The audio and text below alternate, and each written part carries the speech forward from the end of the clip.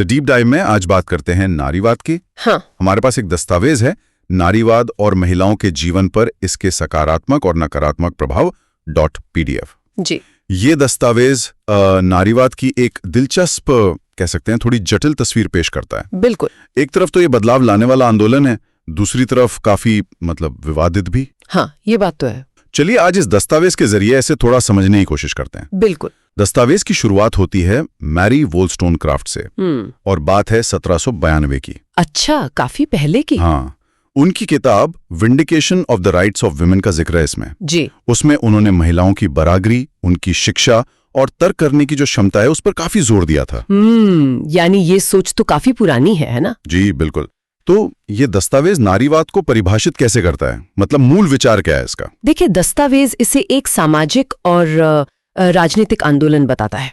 ठीक है। जिसका मुख्य लक्ष्य है महिलाओं के लिए समान अधिकार और अवसर हासिल करना। ओके। ये समाज में जो गहरी बैठी हुई पितृसत्ता है, मतलब ऐसी व्यवस्था जहां पुरुषों को ज्यादा महत्व दिया जाता है, उसके खिलाफ महिलाओं को आगे बढ़ाने का काम करता है। हाँ। और इसमें महिला सशक्तिकरण, लिंग के आधार पर जो भेदभाव होता है वो मुद्दे, और खासकर लड़कियों पर बचपन से जो एक मानसिक दबाव पड़ता है, उन सब पर बात होती है। अच्छा, तो अगर इसके असर की बात करें तो दस्तावेज कुछ बड़े सकारात्मक बदलाव गिनवाता है, कुछ पॉजिटिव्स। हाँ बिल्कुल। सबसे पहले तो महिला सशक्तिकरण की बात। ठीक। यानी महिलाओं को अपने फैसले खुद लेने का हक हो, अपनी पसंद की राह चुनने का अधिकार हो, वो भी बिना किसी लैंगिक भेदभाव या कह सकते हैं पुरुषों के दखल के। मतलब अपनी एजेंसी। बिल्कुल, उन्हें खुद को बेहतर बनाने का पूरा मौका मिले। और शायद इसी से जुड़ा हुआ है शिक्षा का अधिकार भी, है ना? हाँ बिल्कुल सही। दस्तावेज कहता है कि इस आंदोलन ने महिलाओं के लिए शिक्षा के दरवाजे खोले। लड़कियों को पढ़ने लिखने का अवसर मिला, जिससे उनका अपना व्यक्तिगत विकास हुआ। ये एक बहुत बड़ा कदम था। हाँ, ये तो बहुत जरूरी था। शिक्षा और सशक्तिकरण के अलावा वो राजनीतिक और सामाजिक दायरे में आने वाली बात भी काफी अहम लगती है। जी जरूर। दस्तावेज बताता है कि कैसे महिलाओं को राजनीतिक और सामाजिक अधिकार मिले। जैसे द्वितीय विश्व युद्ध के बाद अमेरिका में महिलाओं को वोट देने का अधिकार मिला। हाँ, ये एक बड़ा मील का पत्थर था। बिल्कुल। उदारवादी आंदोलनों के बाद महिलाओं को वो अधिकार मिलने शुरू हुए जो पहले नहीं थे। पहले तो उन्हें अक्सर दूसरे दर्जे का ही समझा जाता था। सही बात है। और साथ ही इस आंदोलन ने उन पुरानी सोच और रिवाजों को भी चुनौती दी जो सिर्फ पुरुषों का पक्ष लेते थे, वो पितृसत्तात्मक सोच। तो ये तो साफ है कि दस्तावेज कई बड़े फायदे गिनवा रहा है, पर क्या ये तस्वीर पूरी तरह सकारात्मक है? दस्तावेज कुछ आपत्तियां या आलोचनाएं भी उठाता है शायद? हाँ बिल्कुल उठाता है। ऐसा नहीं है कि सब कुछ अच्छा ही अच्छा है। एक आलोचना ये है कि कुछ विचारक मानते हैं कि नारीवाद पर जरूरत से ज्यादा ही जोर दिया गया है, अति हो गई है कहीं कहीं। अच्छा, किस तरह से? कभी कभी ऐसा भी कहा जाता है कि कुछ महिलाएं जो उन्हें शक्ति मिली है उसका गलत इस्तेमाल करती हैं, शायद निजी खुन्नस निकालने के लिए, या फिर बिना किसी ठोस वजह के पुरुषों की आलोचना की जाती है। ये पावर डायनामिक्स वाला एंगल। और एक आलोचना पारंपरिक मूल्यों को लेकर भी है शायद। सही कहा।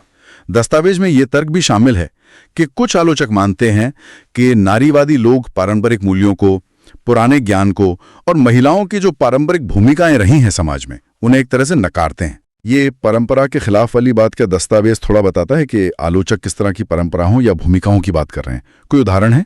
देखिए, दस्तावेज इस पे बहुत ज्यादा विस्तार में तो नहीं जाता, लेकिन इशारा यही है कि समाज में महिलाओं की जो स्थापित भूमिकाएं हैं या पारिवारिक संरचना से जुड़े जो मूल्य हैं, उनको चुनौती दी जा रही है, और इसे कुछ लोग सही नहीं मानते।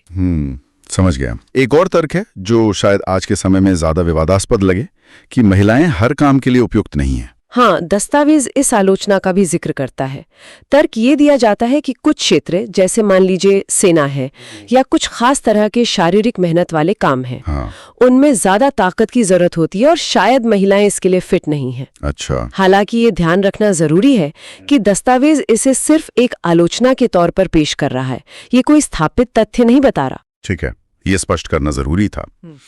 तो ये तो साफ है कि ये दस्तावेज नारीवाद को एक बहुआयामी चीज की तरह दिखा रहा है। बिल्कुल। एक तरफ अधिकार और बराबरी की लड़ाई है, दूसरी तरफ कई तरह के सवाल हैं, आलोचनाएं हैं, कोई सीधा साधा जवाब नहीं है इसमें। बिल्कुल सही। दस्तावेज ये भी बताता है कि जहां कई लोग इसका समर्थन करते हैं, वहीं कई महिला विचारक भी हैं जो इसके खिलाफ हैं। अच्छा।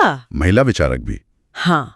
कुछ लोग तो इसे सिर्फ एक दिखावा या बनावटी सूडो आंदोलन कहकर खारिज कर देते हैं और मानते हैं कि इससे समाज में कभी असली मतलब मुख्य धारा की स्वीकृति नहीं मिलेगी। तो कुल मिलाकर इस दस्तावेज के अनुसार नारीवाद ने महिलाओं को सशक्त बनाने और अधिकार दिलाने में अहम भूमिका निभाई है। ये तो साफ है जी।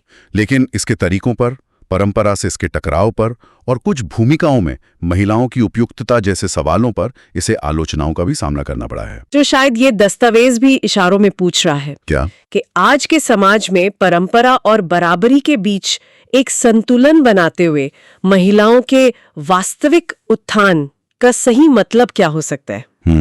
ये वाकई सोचने वाली बात है। हाँ।